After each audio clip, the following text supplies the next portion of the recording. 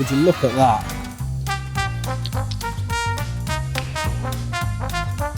See how bad it looked before?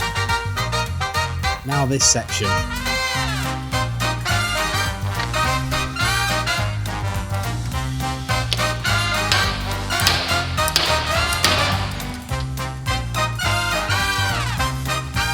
This kit is definitely going to be for roughing out the big stuff.